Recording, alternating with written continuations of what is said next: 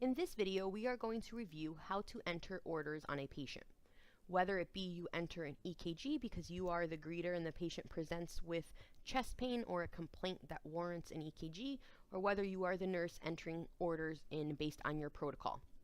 What you would do is you would want to open the chart of the highlighted patient you are on. You always want to verify that's the correct patient, and you can either hit the little open folder or the open chart icon on the right hand side of the screen. This will open up your chart, and it will open depending on where you last left off.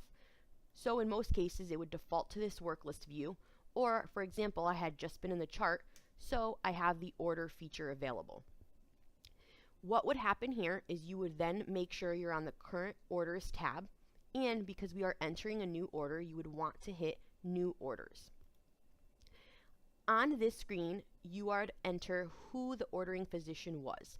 So for example, we now use to be seen, which is the TBS, to default the orders to Dr. Boris. We will no longer be doing that in the new system. We will use ED temp whenever there is not an assigned provider to the patient. This will default any orders we put in to the doctor who signs up for the patient.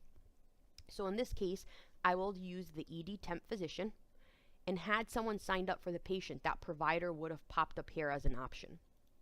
And then we're always going to want to do clinical pathway protocol, because we should not be ordering anything that is not in our protocol. And you would hit OK, and then on here you would type in your orders just like you normally would. EKG. Once that comes up, you would want to put a little check mark in the box, and then you could go on to your next order. CBC, check.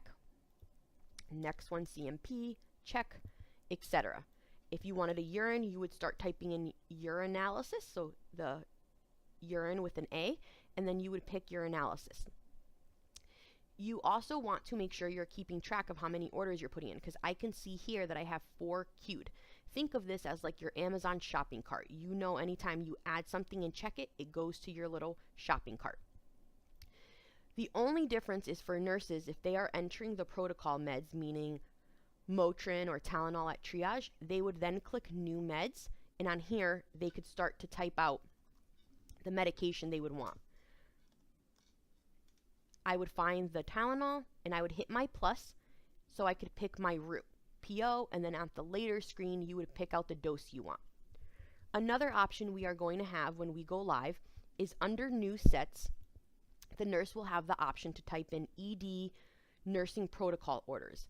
Right now it is not yet in the system, but what would happen is on here you would see the ED order set for nurses pop up, and all of the orders that are in our protocol, so things like x-rays for long bone fractures, Tylenol, Motrin, a CBC, a troponin for certain diagnoses, when they come in, if they fell into that category and we had the protocol, the orders would default there for you, which would be easier to use.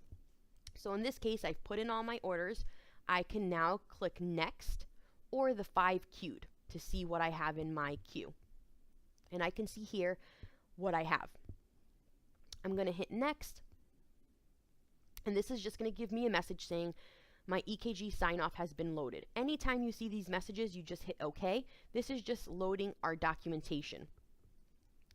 On here for my medication, and this is for nurses only, you would choose the route of medicine you want. So we had chosen the route as PO, so now I'm going to choose what dose I want. So we're going to say 650 PO once, and then that will be all set, and all of our other orders have been checked off for us. We can see EKG, CBC, CMP, so all we would have to do is hit submit.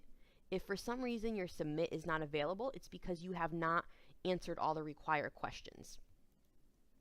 Once I hit submit, if I'm a nurse and I have a medication, it's just going to give me a warning for doses. So on here you just want to hit override, because we're not the physician, we're not going to give any conflicts or descriptions on the med, so we just would hit override.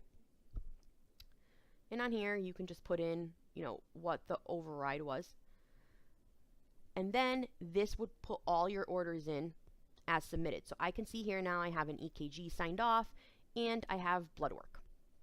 Once I go back to my tracker, you would also see all of your indicators pop up. So I can see here the patient had lab orders, an EKG order, etc.